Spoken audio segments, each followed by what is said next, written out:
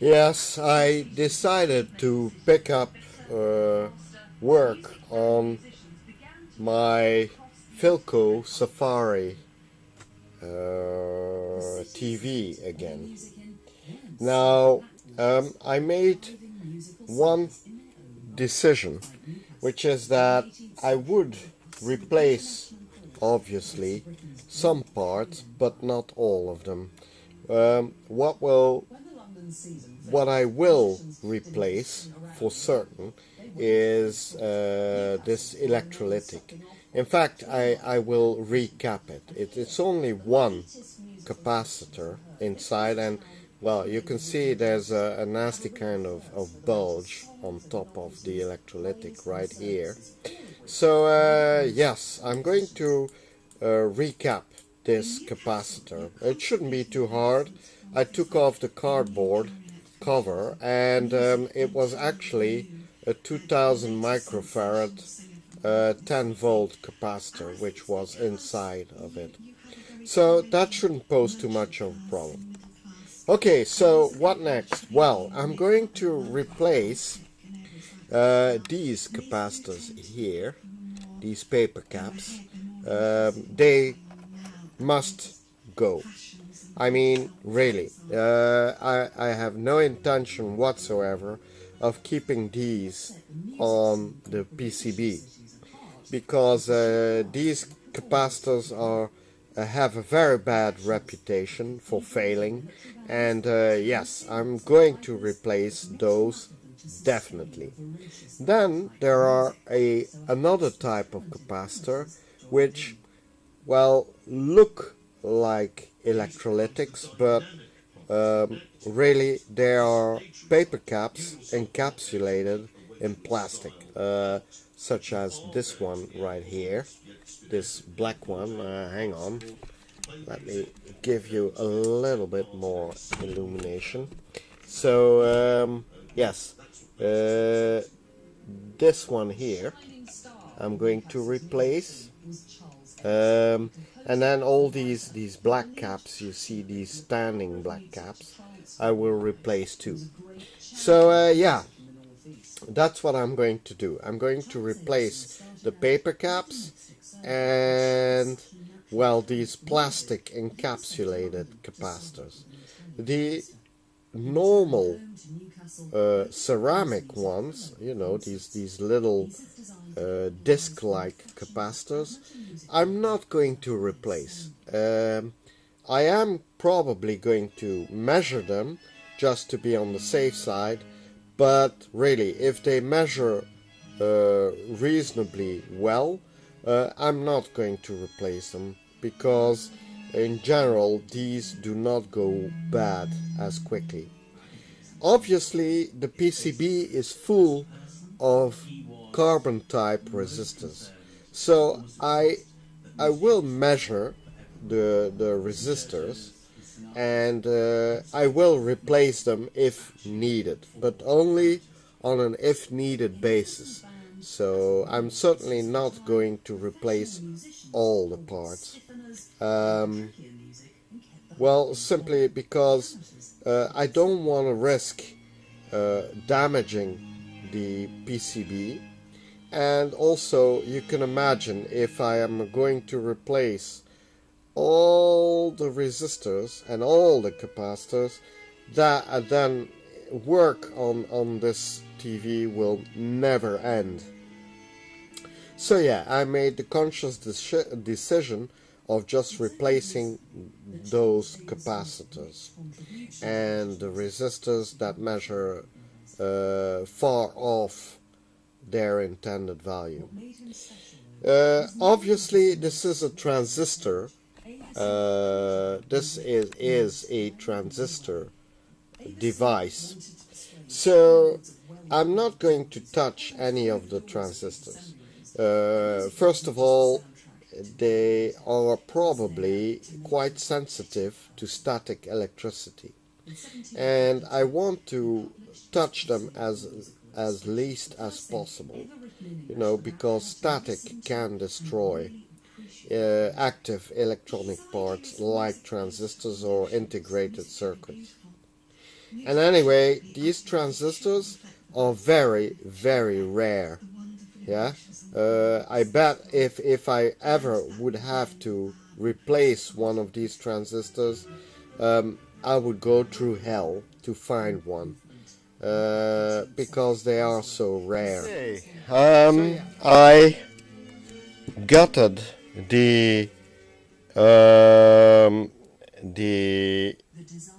electrolytic capacitor from the Philco Safari. Now, how I did it is quite simple. I lifted the edge of the can, which you see over there, with a very simple but very effective little tool from my Swiss Army knife. Now, a Swiss Army knife has, among other things, a can opener. And what I did was that, well, the edge, this edge, is crimped over onto a rubber plate like this. Yeah. So, as you can see, the edge was crimped over this edge. Now, I slipped the pointy end of my can opener, this point, under the edge of the can, and then I slowly twisted it up. And since my can opener has a rounded edge, as you can see, it sort of slips under the lifted part of the edge, and I could just, with little nudges, with little turns of the can opener edge, just nudge it up. Which I did. I nudged it up all around, but only slightly so. Once it was lifted, partially, the edge, I took a needle nose plier like this, but one without the serrations at the end, so a totally flat needle nose, and I bent up the edges of the can carefully so as to make it stand up straight, as you can see. Now, basically the cover was covered with a piece of rubber, and I just cut a strip of the edge of the rubber so that it let go of the can. And then I simply pulled out this electrolyte soaked paper and aluminium paper covered roll. It doesn't smell very nice, and as you can see, they also used a bit of tar or tar paper to lock it in the can. You know, you can see that at the back of the can. There's some tar paper down there too. So what I'm going to do is I'm going to clean the can just a little bit, and I'm going to clean the top, and then I'm just going to drill a little hole or two little holes through this part of the can and pass a negative and a positive lead of the capacitor through it. And then I'll just crimp back the edges of the capacitor can over this top, and that will be it. And that's what's going to go inside the can: a 2200 microfarad 25 volt capacitor. It's a radial capacitor, not an actual one. Well, mainly because I had to cut costs somewhere, and actual capacitors are often much more expensive than the radial ones. Also, I'm not going to connect up the mass lead or the negative lead of the capacitor, which is this one, to the casing. Yeah. Although the original one was connected to the casing, I'm not going to do that with this one. And by the way, the casing of this capacitor is not grounded, so it's not connected up to the negative lead. At least in 99.99% of the cases of the new capacitors, not new old stock, but really new capacitors, the casing is not connected to the negative lead.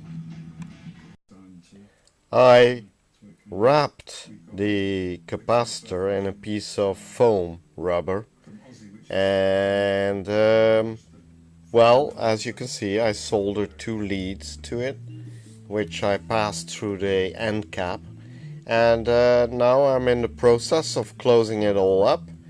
Then I'm going to bend back carefully this edge, crimp it back over the cap, and then we'll mount it back into the Safari.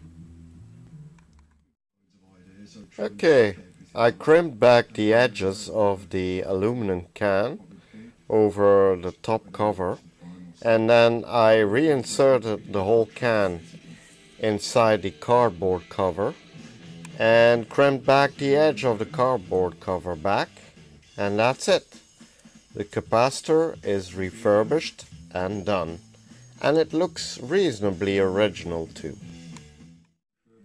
If you're going to do the effort of restoring a rather, well, a reasonably rare piece of electronics, and you really want to keep it authentic, well, as you can see, the original capacitors are, well, paper wrapped. Now, I know some people would try to heat those up and try to slide out the capacitor from the cardboard casing, and yes, I tried it myself too, and it didn't work, and I'll show you why. So in the end, I just decided to sacrifice one paper cap just to see what exactly it was made of. And as you can see, it's a kind of, well, aluminized paper that is wrapped around, I suppose, a metal core, and then which is glued at both ends with a little bit of glue to a small cardboard tube like this. So you could try by heating up the ends to make it release the cardboard tube, but really you would have to apply a lot of heat, and a lot of heat will end up by destroying, or well, burning this cardboard tube. So what I did was I took my surgical knife, this one, and as you can see, it's wickedly sharp. So they use these knives to operate on people, so you can imagine how sharp these knives are. Anyway, I made a clean cut lengthwise over the cardboard with this knife, and as you can see, it's a reasonably clean cut. And then I gently unwrapped the cardboard from the capacitor, and I ended up with this. Yeah, so if you're at all worried about authenticity, and you really want to wrap the replacement capacitors with the original cardboard coverings, well, that's what you're looking at, a lot of cutting and unwrapping. So I'm not entirely sure I want to continue doing it, but like I said, I wanted to give it a try, and so I did. So I'm going to wrap the replacement capacitor, which in this case is a 0.1 microfarad 100 volts. At least the original was. I'm going to replace that by 0.1 630 volts, and as you can see, it's a bit smaller and it has around about the same diameter.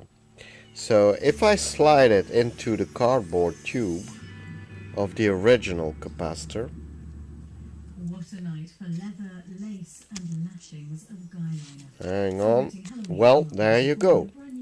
So it actually fits rather snugly inside that little cardboard tube. So all I need to do now is take some glue and glue the cardboard tube around the capacitor, and that will be it. Oh yeah, I tore off a small corner. It's still glued to, stuck to the old capacitor, but I think I can glue it back to the original, to the replacement capacitor. So yeah, well, it's something to consider. But if you're going to do that for each and every capacitor you replace, well, you're looking at quite a lot of work. So well, think about it. Is that really what you want to do or not? Okay, you might be wondering why I'm working piece by piece, but actually, you know, it's just the first capacitor that I want to try out separately.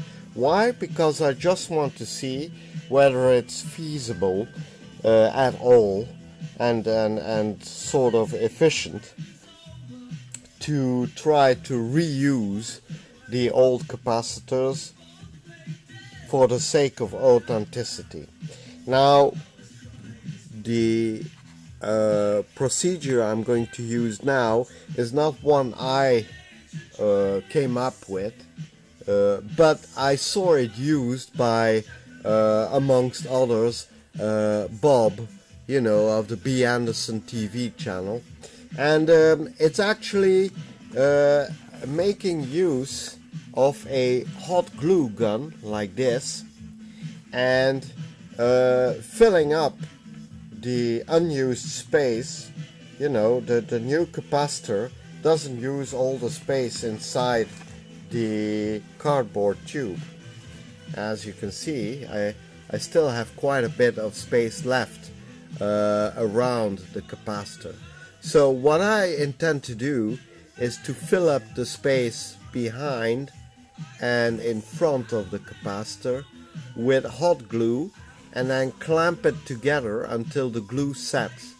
Now you see I'm wearing leather gloves, and that's because this hot glue gun, yeah, the tip of the gun gets really hot, and obviously the glue itself is also hot for quite quite a while. So I really don't intend of burning my fingers while re-gluing this capacitor. Still, I thought I'd do it live so you get an idea of the work it involves, the amount of work. Okay, so I placed the capacitor inside the cut tube, the cut cardboard tube, and so now I'm going to pinch the tube together and position the capacitor somewhere in the middle of it.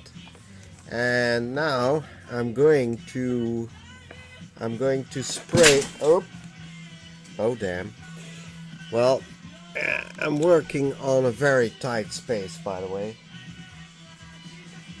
So where was I? Oh yeah, so I'm going to spray some hot glue inside the cardboard tube now. Okay, so here we go. I hope you can see it, but yeah, and here goes the glue.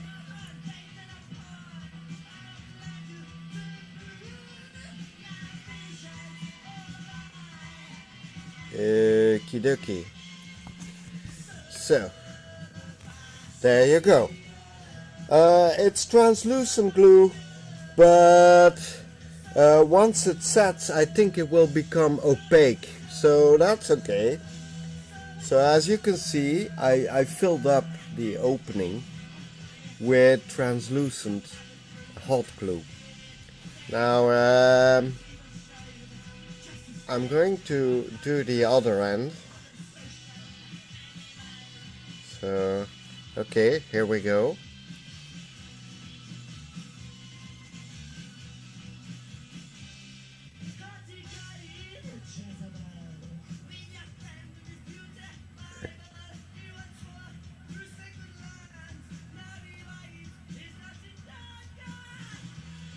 Okay, there you go. So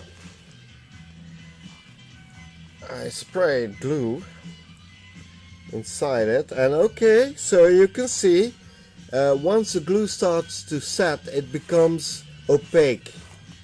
Yeah, you can see it's opaque at one end. So now it's just a matter of waiting for it to go opaque on the other end. And just waiting a little bit. Yeah. Right, it takes about 30 seconds for the glue to set. So that's the advantage of using hot glue. It sets rather quickly. And if you heat it back up again, you can reform it a little bit. Yeah, you can shape it a little bit if that is necessary.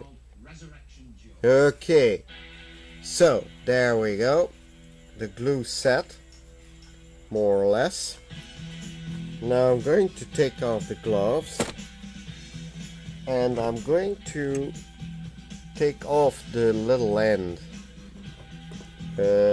from the capacitor, the original capacitor, so that I can reuse it.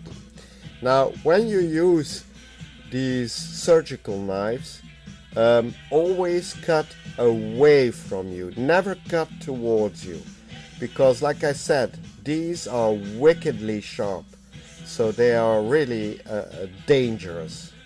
So here we go.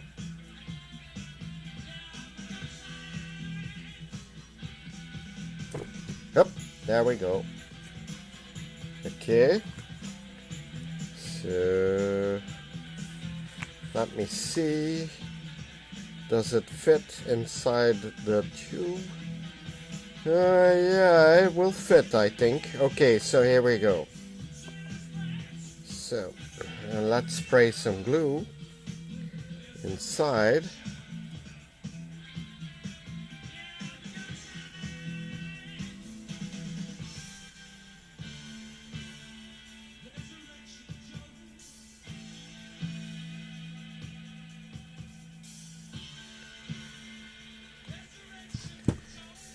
Okie dokie, now I have to be a little bit fast about this, because the glue will set rather quickly. Okay, there you go. It's a little bit messy. Okay, so there you go.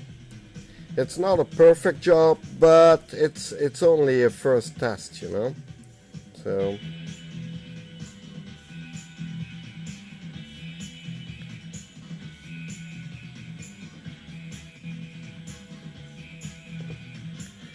okay, not too bad.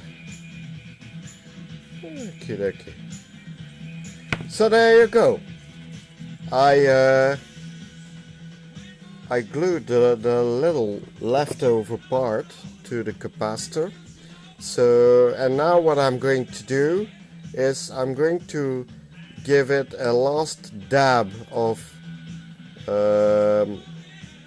glue on both ends, so sort of to round the ends off, to make it a little bit cleaner, as it were. So here we go. Just carefully dripping some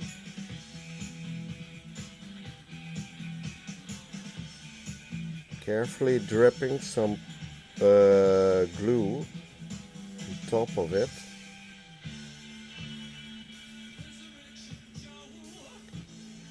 Yeah, there you go.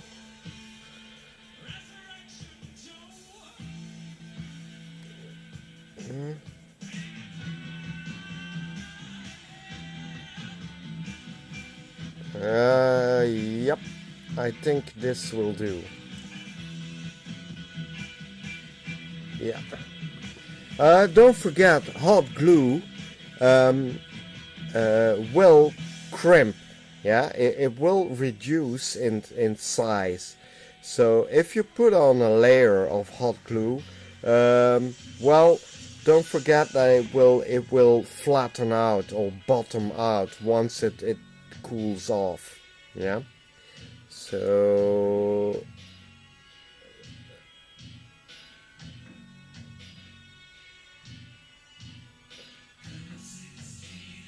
okay, now I'm doing the other end.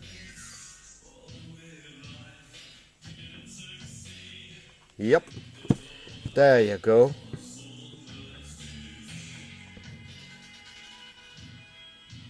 Okay.